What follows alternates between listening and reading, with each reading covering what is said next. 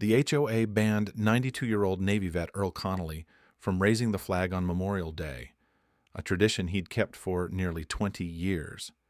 Their new president, Mindy Carlton, called it non-inclusive while hosting her private retreat on the same lawn. But Earl's grandson Josh, a veteran himself, uncovered a loophole and seized control of the clubhouse for an entire year. And wait until you hear how the flag finally rose and why justice didn't just return, it stood at attention. Every Memorial Day, just as the sun broke over the pines behind Willow Creek's clubhouse, the neighborhood would fall into a rare and reverent silence. Lawn chairs were left empty, phones were silenced, even dogs seemed to sense the weight of the moment. Because that's when Earl Connolly, a 92-year-old Navy veteran with a back bowed by time and service, would raise the flag. Slowly, carefully, with the same calloused hands that once tied ropes in storm-black seas, he hoisted the stars and stripes up the weathered pole planted by the community 2 decades ago, at his request and with their blessing. It wasn't just a routine, it was a ritual, a small town's way of remembering. Veterans would line up in quiet solidarity.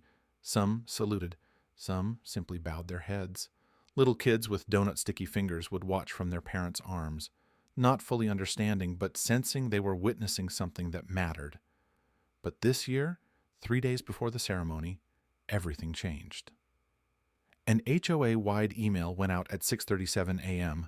No greeting, no context, just bold, centered text. Notice, Clubhouse Green and associated flagpole will be closed from May 25th, 30 for policy compliance review. Unauthorized ceremonies are prohibited. No reason, no vote, no prior notice, just a lockout, cold, bureaucratic, and final. When Josh Connolly pulled into his grandfather's driveway later that morning, the flag was already folded and sitting in Earl's lap. The old man didn't say anything. He just sat on the porch swing, staring across the lawn like he was trying to find a reason not to be angry. Or maybe not to cry. Josh had seen that look once before, years ago, when Earl told him about a fellow sailor they couldn't save.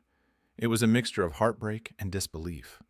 Only now the wound hadn't come from war. It had come from home. "Why?" Josh asked quietly, kneeling beside him. Earl's voice cracked like brittle leaves. "Said it wasn't allowed anymore. Said I was making people uncomfortable." Josh felt something clench in his chest, not just for his grandfather, but for everything that moment had ever stood for. He stood up without another word and walked back to his truck. By the time he shut the door, the fire in his gut had already lit, because somebody had messed with the wrong flag, and the wrong family.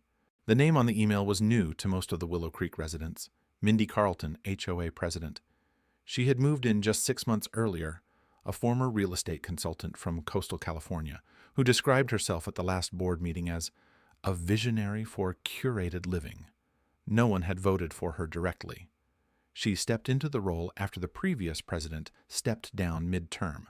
Health reasons, the email had said. But what Mindy lacked in local history, she made up for in sweeping reforms, and one of the first things she did was rewrite the HOA policy manual. Quietly. No open forums, no community surveys, just a slim PDF sent out during tax season, buried between pest control reminders and landscaping updates. In it, a new clause.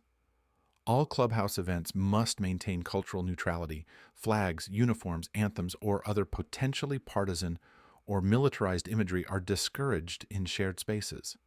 She called it a step toward inclusive belonging. But for veterans like Earl, and for their neighbors, it felt like erasure. Then came the twist that sent the whole neighborhood from shocked to furious. On the very weekend the flag ceremony had been banned, the clubhouse lawn was suddenly booked for Mindy's own private event. Tables with branded kombucha, meditation stations, a portable sound bath tent. And right where Earl had stood each year with his flag, Mindy had placed a set of monogrammed cushions for her urban energy rebalancing demo. No fee had been filed, no HOA rental calendar updated, just a closed-off green space, incense wafting from a copper diffuser, and strangers sipping chai where veterans once saluted their fallen. Neighbors started knocking on each other's doors. Walt, a tough old Marine with a Purple Heart and no filter, said what many were thinking. She hijacked sacred ground and called it progress. That's not leadership. That's a coward's ambush. But Mindy wasn't just self-righteous. She was careful.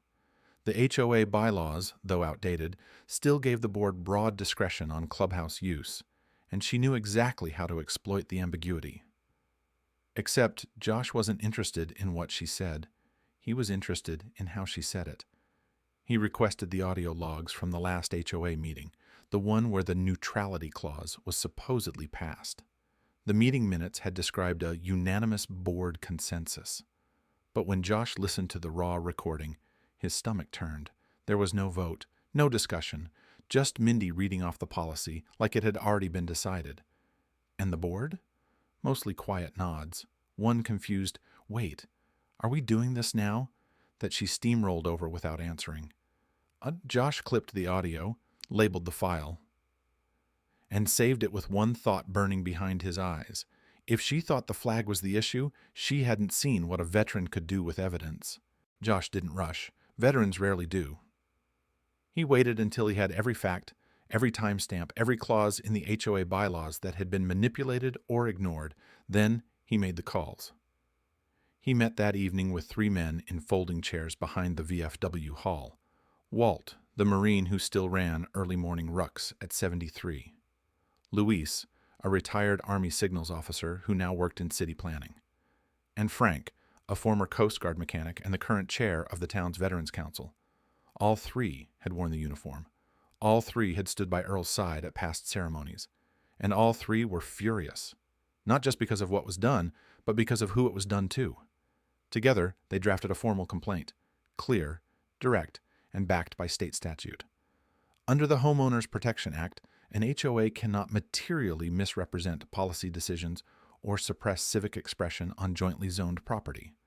Mindy's falsified minutes, her unilateral policy changes, her private event booked without vote or transparency, it all added up to misconduct, and worse, fraud by omission.